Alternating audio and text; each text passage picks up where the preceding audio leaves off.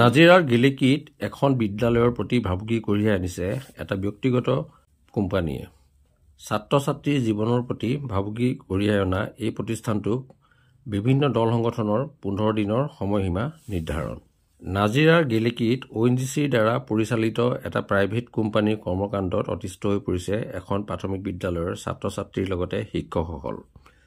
বহু বছৰ ধৰি চন্দ্ৰ চাহেৱালা নামৰ এই কোম্পানীৰ দ্বাৰা নিৰ্গত হোৱা বিষাক্ত গেছ তথা উৎপত্তি হোৱা শব্দ প্ৰদূষণৰ বাবে স্থানীয় ৰাইজৰ লগতে আঠখেল চাহ বাগিচাৰ 2 নং প্ৰাথমিক বিদ্যালয়ৰ ছাত্ৰ ছাত্ৰীসকলৰ জীৱনৰ প্ৰতি ভাবুকি কঢ়িয়াই অনা পৰিলক্ষিত হৈছে। এই সন্দৰ্ভত স্থানীয় বিভিন্ন দল সংগঠনে প্ৰতিবাদ কৰি আহিছে যদিও আজিলৈকে কোনো সুফল লাভ কৰিবলৈ সক্ষম হোৱা নাই। অৱশেষত কেইবাটাও স্থানীয় দল সংগঠন একত্ৰিত হৈ প্ৰতিবাদ সাব্যস্ত কৰি এই বাণিজ্যিক প্ৰতিষ্ঠানটো স্থানান্তৰ কৰিবলৈ 15 দিনৰ সময়সীমা নিৰ্ধাৰণ কৰি দিছে। পূৰ্বে এই সন্দৰ্ভত স্থানীয় গেলেকী আৰক্ষী তথা প্ৰশাসনক জনোৱা হৈছিল যদিও কিয় ব্যৱস্থা গ্ৰহণ কৰা নাই এক ডাঙৰ প্ৰশ্ন। Bureau report Patkai TV. আপোনালোকে দেখিবলৈ পাইছে যে আমাৰ আঠখেল বাগিচাৰ অন্তৰ্গত এই যি আপোনালোকে দেখিছে যে আঠখেল বাগিচাৰ এই যি 2 নং প্ৰাথমিক বিদ্যালয় আছে, এই 2 নং প্ৰাথমিক বিদ্যালয়খনৰ একেবাৰে নিলগত MS সন্তোষ চাহেৱালা এণ্ড সন্স নামৰ এটা ব্যৱসায়িক প্ৰতিষ্ঠানে এটা ৱৰ্কশ্বপ স্থাপন কৰিছে, যিটো ৱৰ্কশ্বপ একেবাৰে বিদ্যালয়খনৰ একেবাৰে কাষতে আছে আৰু যাৰ কাৰণে বিদ্যালয়খনৰ এখন খিৰিকীও সম্পূৰ্ণৰূপে খোল নাখায়। ইয়াৰ পৰা আমাৰ এটা প্ৰশ্ন হয় যে এনেকুৱা ধৰণৰ এটা ৱৰ্কশ্বপ ইয়াত বিধিসন্মতভাৱে কেনেকৈ স্থাপিত হ'ল।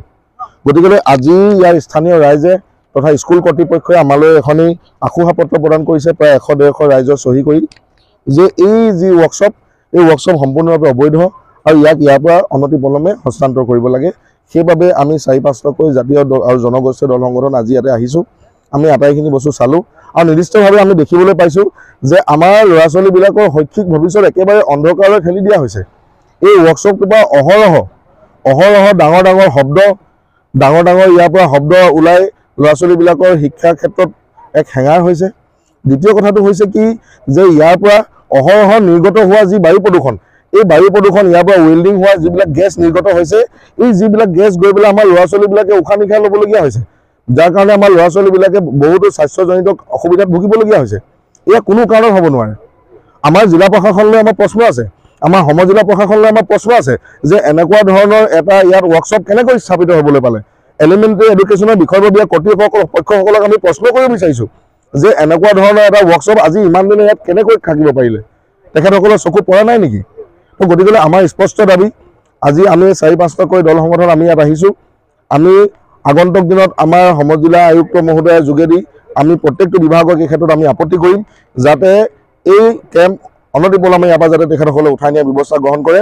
লগতে MS সন্তোষ চাহেৱালা সন্সক আজি আমাৰ তৰফৰ পৰা আমি স্পষ্টভাৱে জনাই দিছোঁ যে আগন্তুক 15 দিনৰ ভিতৰত তেখেতসকলে এই কেম্প ইয়াৰ পৰা কিন্তু হস্তান্তৰ কৰিবই লাগিব, কাৰণ আমাৰ ল'ৰা ছোৱালীবিলাকৰ ভৱিষ্যত আমি কোনো কাৰণতে আমি অন্ধকাৰত ঠেলি দিব নোৱাৰোঁ।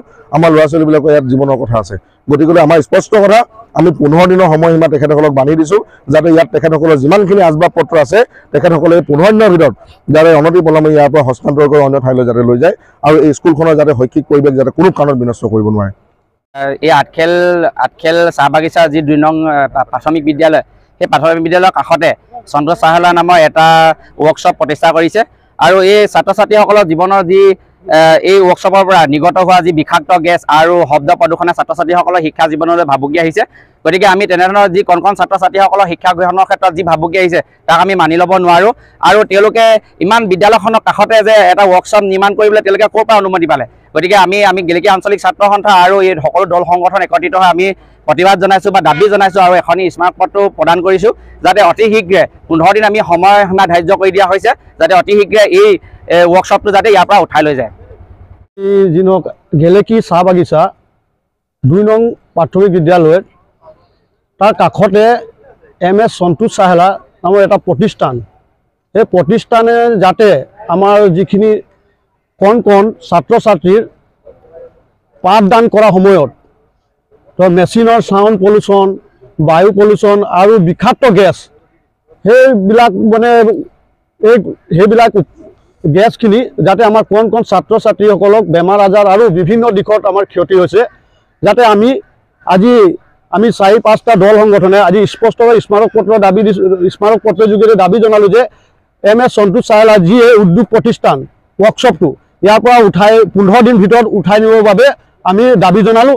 ইয়াৰ অন্যথা যদি তেখেতলোকে 15 দিন ভিতৰত যদি এই ৱৰ্কশ্বপটো উঠাই নিদিয়ে তেন্তে আমি 4-5খন জাতীয় জনগোষ্ঠীয় দল সংগঠনে সেই ৱৰ্কশ্বপটো তলা মাৰিম বুলি আমি ইয়াৰ পৰা এই মঞ্চৰ পৰা আজি দাবী জনালোঁ।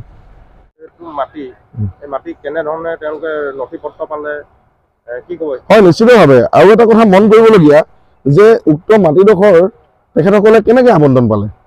সেই মাটিডোখৰৰ ওপৰত আমাৰ প্ৰশ্ন আছে আৰু প্ৰশ্ন আমাৰ ৰাজহ বিভাগলৈ আছে যে ৰাজহ বিভাগে 1992 চনতে স্থাপিত হোৱা এখন বিদ্যালয় একেবাৰে কাষতে তেখেতসকলক মাটি কেনেকৈ আবণ্টন দিলে আৰু যদি আবণ্টন দিলে তেতিয়াহ'লে তাৰ আমাক প্ৰমাণ দেখুৱাওক যে এনেকুৱা এটা ৱৰ্কশ্বপ স্থাপন কৰিবৰ কাৰণে একেবাৰে স্কুলখনৰ একেবাৰে নিলগত পাৰে নেকি, তেনেকুৱা কিবা গাইডলাইন আছে নেকি, আমাৰ প্ৰশ্ন আছে। তো ইয়াৰ পৰা এটা কথা স্পষ্ট যে এক প্ৰকাৰে পুঁজিপতিসকলে আমাৰ গেলেকীত আহি পেলাই এক প্ৰকাৰে যে আগ্ৰাসন চলাইছে সেই কথাটো কিন্তু একেবাৰে স্পষ্ট।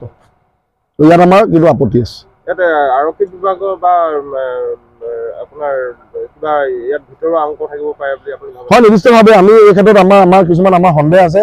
কাৰণ কেলৈ এই ক্ষেত্ৰত আমি বাৰম্বাৰ আমাৰ প্ৰশাসনক আমি জনাই থকা পিছতো তেখেতসকলে কিন্তু এই ক্ষেত্ৰত কোনো ধৰণৰ ভূমিকা পালন কৰা নাই। এই ক্ষেত্ৰত আমাৰ আক্ষেপ আছে আৰু আশা কৰোঁ যে আগন্তুক দিনত আমাৰ সমজিলা প্ৰশাসনেই হওক বা আমাৰ জিলা প্ৰশাসনেই হওক বা ডিষ্ট্ৰিক্ট এলিমেণ্টাৰী এডুকেশ্যনেই হওক এই ক্ষেত্ৰত কিন্তু তেখেতসকলে এক বিহিত ব্যৱস্থা গ্ৰহণ কৰি ৰাইজক কৃতাৰ্থ কৰিব বুলি আমি আশাবাদী।